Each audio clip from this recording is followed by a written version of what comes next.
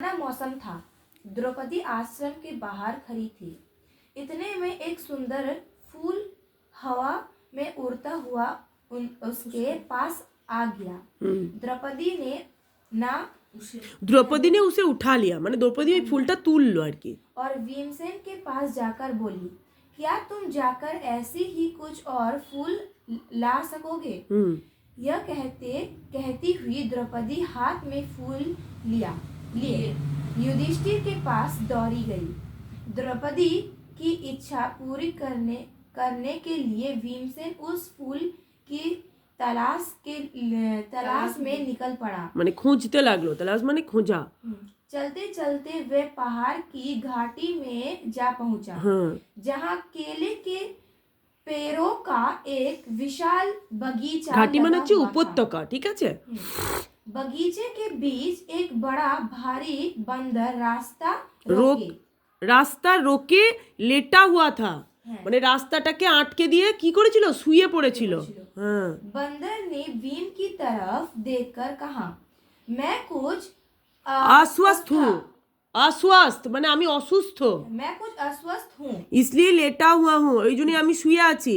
जरा आग लगी थी तो तुमने आकर नींद खराब कर दी। হ্যাঁ, বলছে আমি একটু শুলাম তো তুমি আমার ঘুমটাকে ইয়ে করে দিলে, জাগিয়ে দিলে। मुझे क्यों जगाया तुमने?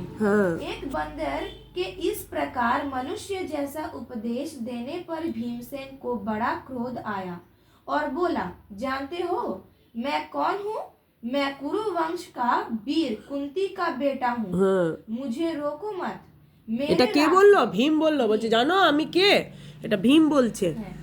मेरे रास्ते से हट जाओ और मुझे आगे जाने दो। এবার ये পড়, সত্যি কি পড়, थर्ड स्टैंजा तो तू पढ़। बंदर बोला, देखो भाई मैं बूढ़ा हूँ, कठिनाई से बैठ सकता हूँ, ठीक है, यदि तुम आगे बढ़ना ही है तो मुझे लांग कर चले जाओ, মানে আমাকে তুমি লাফিয়ে যাও যদি তোমার এতই যাবার তাড়া আছে। তারপর भीमसेन ने कहा, किसी जानवर को लागना अनुचित कहा गया है। इसी से मैं रुक गया, नहीं तो मैं कभी का तुम्हें एक ही छलांग में लाग कर चला गया होता। बंदर ने कहा, भाई मुझे जरा बताना कि हनुमान कौन था जो समुद्र की लांग गया था, মানে ওই তো ওকে আবার জিজ্ঞেস করছে, ও তো আর জানে না যে ওই সেই হনুমান। বলছে বলো তো একে, ওকে পরীক্ষা নিচ্ছে আর কি হনুমান, ঠিক আছে? তুই বল এবার রুদ্র পড়।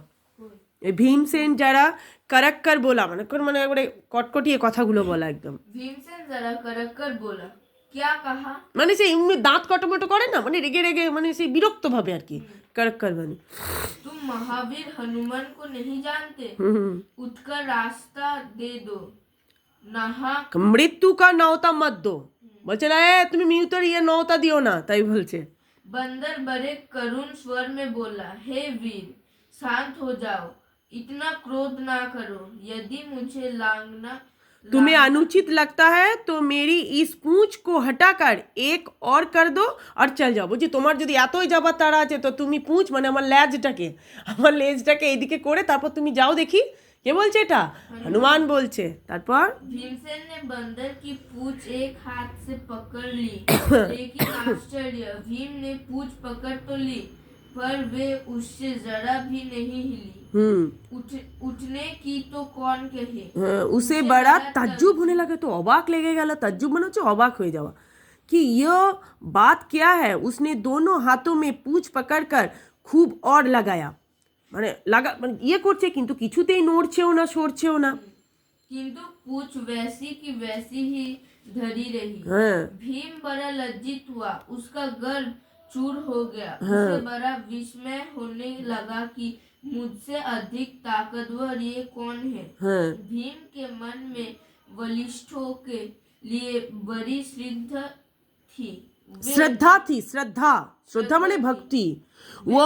वो नम्र हो गया, बोला मुझे क्षमा करो, आप कौन है?